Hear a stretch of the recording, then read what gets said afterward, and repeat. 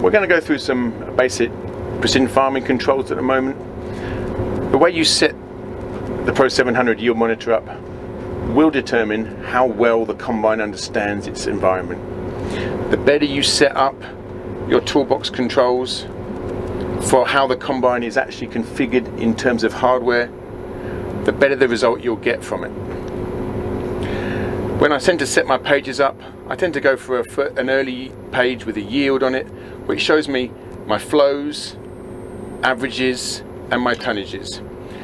There is, in a combine, there's dry figures and wet figures. In WA, we're always wet figures, all right? We're going to run flow wet tons per hour and yield wet tons per hectare. Lots of clients like to have an average on. If you see an asterisk after these, it means they're a resettable counter. You can select the icon and reset that counter. You can commonly do it at the beginning of a new field. On this page, I like to see my auto steer button so that I know it's running. Also, I've got my loss sensors for rotor, sieve, and tailings. I like to see my feeder height, where it gives me a nice understanding of what the feeder's doing and how well it's running with the dirt. Obviously, engine loading. Engine loading works well with my flow wet because I know how many tons I'm putting through it and how much fuel I'm using because how hard I'm running my engine. One of the things we're going to look at today is the small combine icon on the left hand side of the screen. You can see in here there's small icons for each component on the machine. There's a feeder, a fan, a rotor, a clean grain, a rethrasher, a chopper, sieves, and the spreader. You can also see your auger position your big top. In the screen you can clearly see there's a number 1 flashing. Now, my understanding, number 1 doesn't have any bearing because when we go into headland mode it changes from number 1 to an H. Headland mode is a fantastic feature that's available on axial flow combines quite simply because it has a hydraulically controlled fan.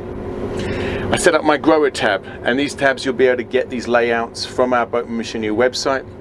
The tabs I tend to run my grower down the right hand side, and here I contain my work condition and my automatic crop settings. Both of these will come back to.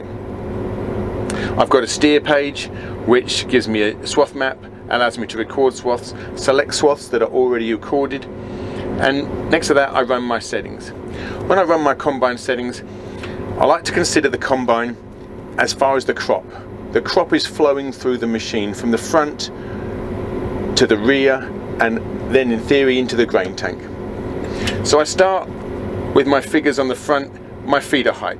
Then I go into my concave, my rotor speed, pre-sieve, upper sieve, lower sieve, fan. As the product moves through, I like to know my sieve angle, and these two settings are always put together, sieve angle and combine lateral tilt. If the combine's on a negative slope, the sieve angle should be countering with a positive position. If the combine's vice versa, it should counter it. These figures here I visually reference a couple of times a day just so that I know my sieves are still working, counteracting the slope of the combine. Sieve angle and combine lateral tilt next to each other, a great pairing. Put my combine longitudinal incline on here as well. You can control the fan speed in the combine for a downhill position and an uphill position. Combines going downhill need higher air speeds than combines going uphill.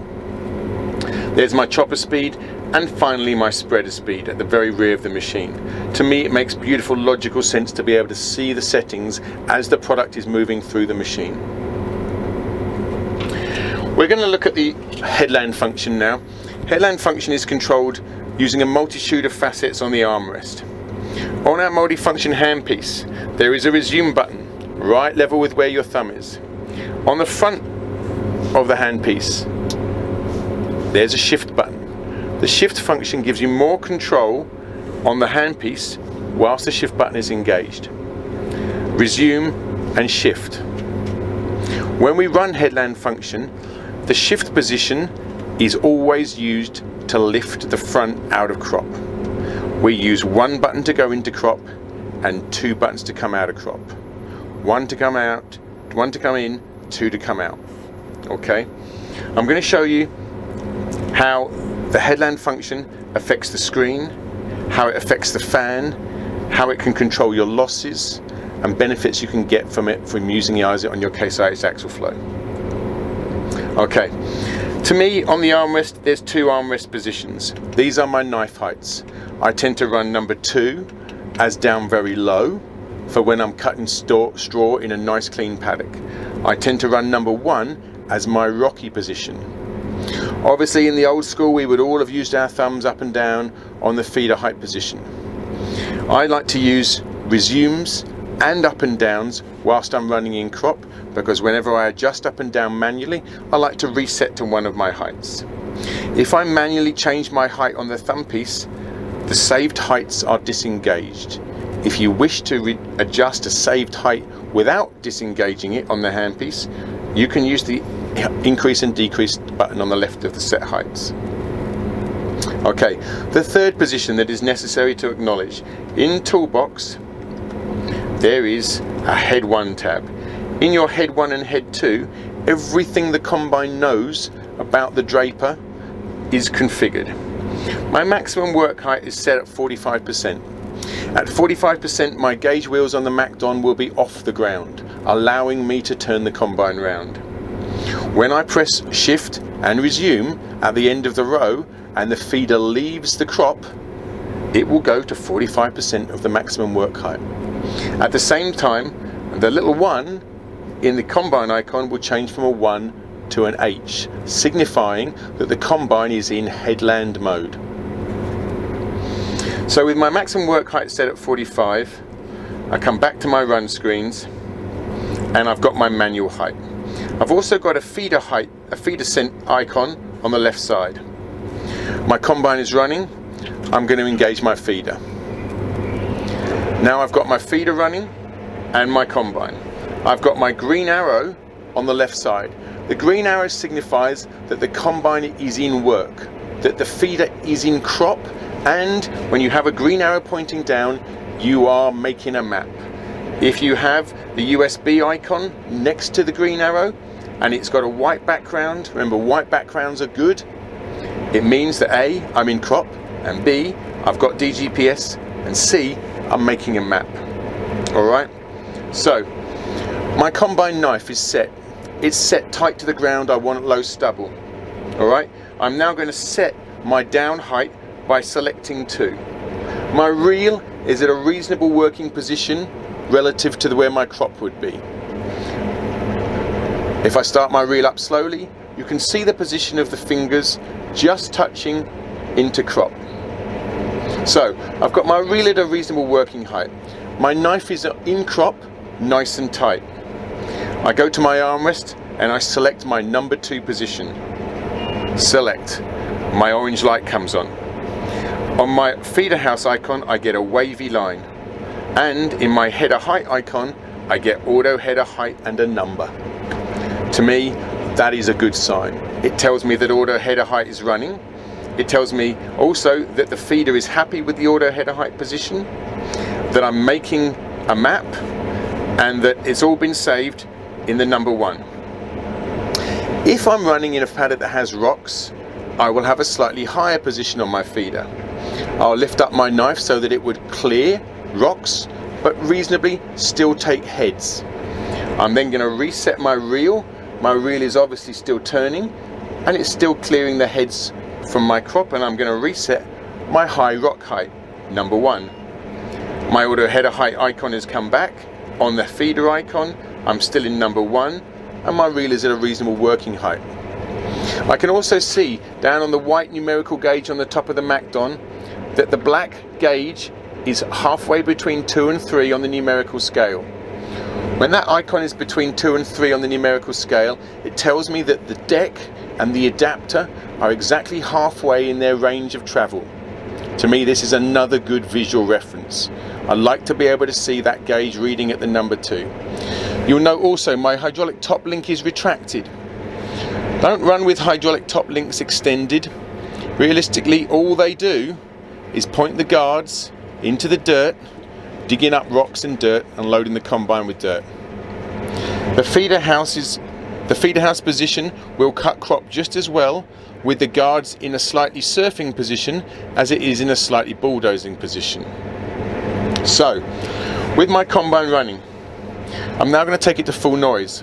I'm in my standard cutting height of number 2. I've got an auto header height of 3. I've got a number 1 in my window, and my reel is running. I'm going to take the combine to full noise. My combine's now at full noise. I've got a fan speed of 880, 870. My combine is running, I'm in auto header height. Now, I'm driving in my field and I come to a rocky zone. As I'm driving in my rocky zone, one touch, it now lifts it to the number 1 position. My knife has lifted up over the rocks, the reel is in the same position, and my fan speed is still running. At the end of the row, I'm going to turn the combine round. In our number 1 position, we're going to go and we're going to see the H. The H signifies that we're in headland mode. Our fan of 860 has been set to reduce. So at the end of the row, I press shift and resume. The deck comes out of crop. The gauge wheels are off the ground, allowing me to turn easily round. The reel has gone down to the knife to clean the knife, removing remaining crop from the draper. My fan speed has dropped to 860, preventing the machine, as it comes empty in the turn, from blowing grain out the back. So, there is no enter or save moment in this equation. It's just you set the reel to the knife and you set the fan to approximately 200 RPM lower when there is an H in the window. So, I'm turning around, I'm coming back into crop. I press one button to send the deck back down to crop. The crop went back down to my rocky height. There's no more rocks on this run. I'm going back down to my lower cut height. My lower cut height gives me an auto header height of 3, the wavy line, and a number 1 in the icon window. My reel is lifted back up to a reasonable straw height. So, my numerical gauge shows between a 2 and a 3 down on the MacDon. My reel is just touching into the top of the crop. My fan is running at a standard 880, 890 on the screen, because now my combine is fully loaded. The key point about headland function is, when a combine is fully loaded, you need a higher fan speed to lift the trash off the sieve than when you're turning round. As you're turning round, the sieves are going to come empty because the combine's coming empty. At which stage, reduce the fan speed and don't throw the remaining grain out of the combine on the turn. As we come to the end of the row, my fan speed of 890, I press shift and resume together. Up comes the combine, the deck lifts, the reel goes down to the knife, it clears the crop, and my fan speed drops. There are other functions that can be adjusted in the headland function. We do not adjust these. Between headland and normal running, monitor your sieve heights. I do not want to see the sieves adjusting. The reason we don't adjust sieves during a headland turn is in an axial flow combine, when you make a sieve adjustment, let's say up a sieve from 15 to 16, it's now going fully open to release the trash in the sieve, fully closed to remove up the mechanical slack in the linkage, and then it's going to 16. In the process of doing that whilst you turn the combine around, as soon as you're ready to put the combine back into work, the reel comes back up, the fan goes back up, the sieve is adjusting again. It's gone back to 15 now, but it did all of that opening and closing whilst you're turning the combine round. Do not adjust the sieves in the headland turn, only adjust the fan speed. Again, I can see here my sieve angle at -1.8, my combine lateral tilt of 1.5. It goes to show me that the sieve and the combine are counteracting each other.